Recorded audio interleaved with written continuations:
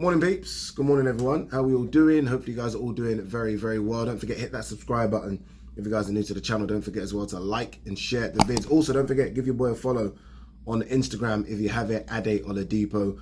I have been doing loads of behind the scenes stuff on this trip. I make my way to the arena in, 5 hours time. I'm gonna do a live from there. Again, do loads of behind the scenes stuff. So if you fancy watching all of that, again, follow me on Instagram, Ade Oladipo.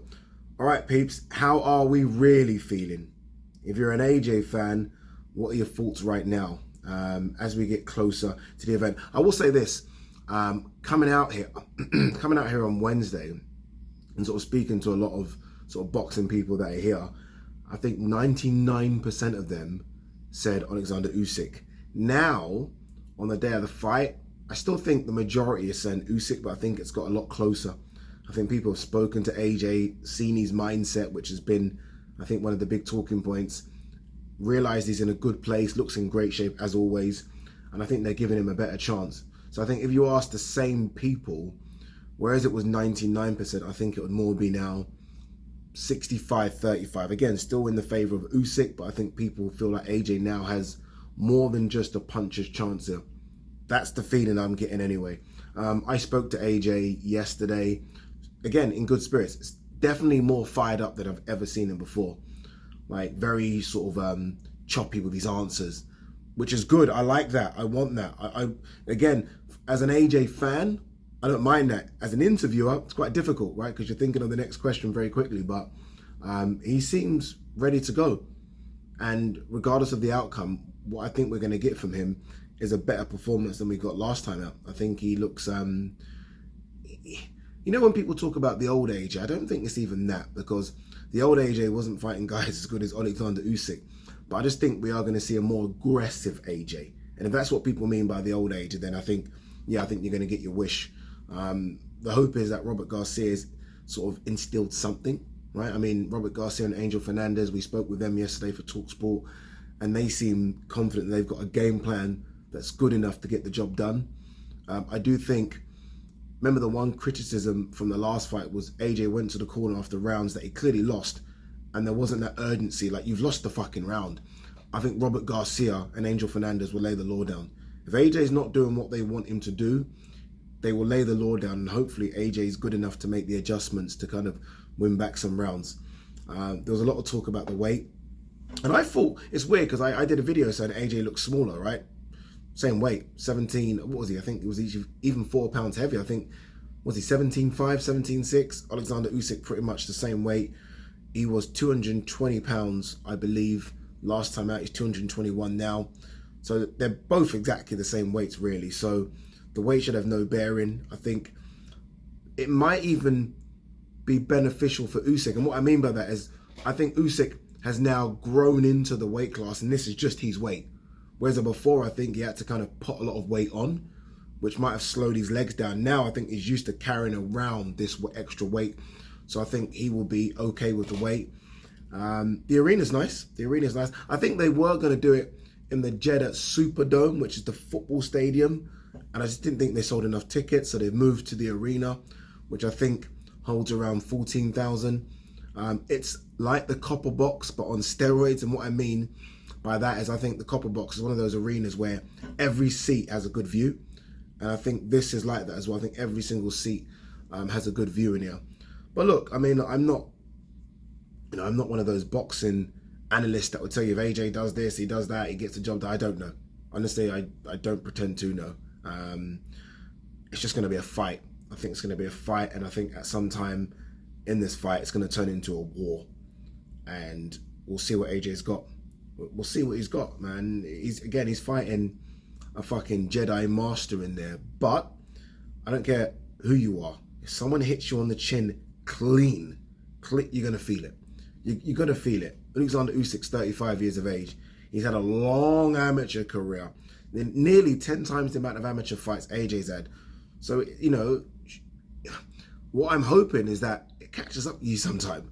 It can catch up to him, fingers crossed. If you're an AJ fan, like I am, you know, we start to see some sort of decline. I mean, this guy can't fucking keep on going, can he? I mean, I don't know. But look, we haven't got long to wait. In what, 12 hours time or so, we'll know if Alexander Usyk's on his way to becoming undisputed at heavyweight, or if AJ becomes a 3-time heavyweight world champion. Let me tell you this: if Alexander Usyk, who was undisputed at cruiserweight, and again you chuck in all the amateur accolades, if he wins this one and then fights the winner, I don't know if it's going to be Wilder, Helenius. Wilder is number 1 with the WBC. Helenius is number 10. Or Joyce Usyk, who's number 2 versus number 3. Joyce Parker, number 2 versus 3. What I'm getting is that if he fights the winner of either of those matches, and I make him favourite against either of those guys, and becomes undisputed at heavyweight, we need to have a discussion about something. We need to have a discussion. I know no one seems to be able to break that top 20 all-time list. He breaks it. If you come undisputed in 2 weight classes, you break it for me. Undisputed. And this isn't undisputed whereby you've just beat a man and taken all these belts and he was undisputed and you know, like Jermaine Taylor Hopkins. This is you've gone out and beaten, especially at cruiserweight, you've beaten everyone for their belts away from home. You're doing it now as a heavyweight away from home. Nah, there's conversations to be had. There really is. It's been nice being here. It's different from 3 years ago. I remember I was here for AJ Ruiz. The country just seems a bit more different. It just seems a bit more welcoming. And look, that could be a PR stunt. I don't know. But Jeddah, I think, is a bit more cosmopolitan than where the fight was last time, which I think was Diriyah. I think that's in Riyadh, I think.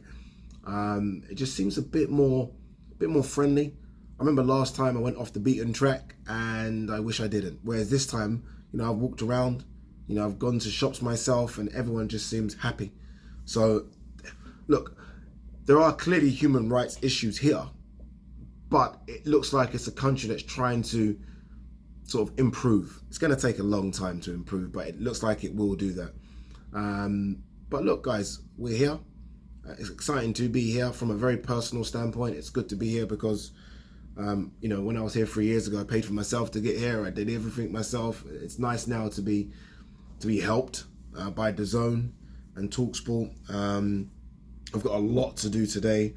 Obviously, I'm the only one from DAZN here, so I've got a lot to do. It's a long day, which is going to end for me at around 4 a.m. But hey, fuck it.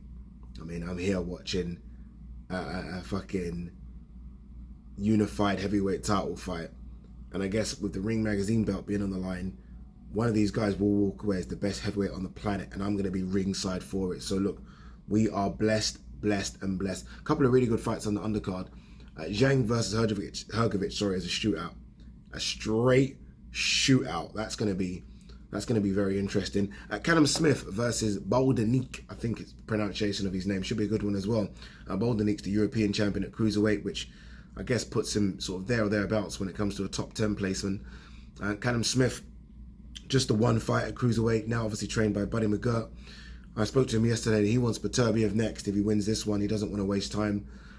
All the Smith brothers are here. That must feel so good. You know, like when boxers talk about hangers-on, like to have your brothers out here, and his dad's out here as well. So Paul's out here, Liam just flew in from Qatar, Stephen's here, and I was with them yesterday having dinner. And if I was Callum Smith and I was a bit nervous, having my brothers around and it's just jokes, everyone's taking the piss out of each other, that's what you want. Sometimes when you see these boxers and you see all the hangers-on, then you think, you've not even been here from the get-go. You're just joining the club. Where Callum's got his brothers here who've been here from the get-go. And not only that, they all know the sport of boxing. All know the sport. Liam, world champion. Stephen fought for a world title, I think. Or European title, definitely. Paul fought for a world title against Arthur Abraham. So they've all been there and done it. That must feel really, really good. And quick mention about Ramla Ali, who fights Crystal Garcia Nova. The first female fight here in Saudi Arabia. I mean, in 20 years' time, when fingers crossed there's female fights for fun here, they'll look back on that moment. Like, do you remember it was Ramla Ali that started all this? It's a big moment for her as well. I hope AJ gets it done. I think he has a great chance of getting it done. It's going to be tough, like gun to the head. You know, I probably would say Usyk, but this is probably the first prediction where I'm just fence sitting because I have no idea how this one plays out. Peace and love, people.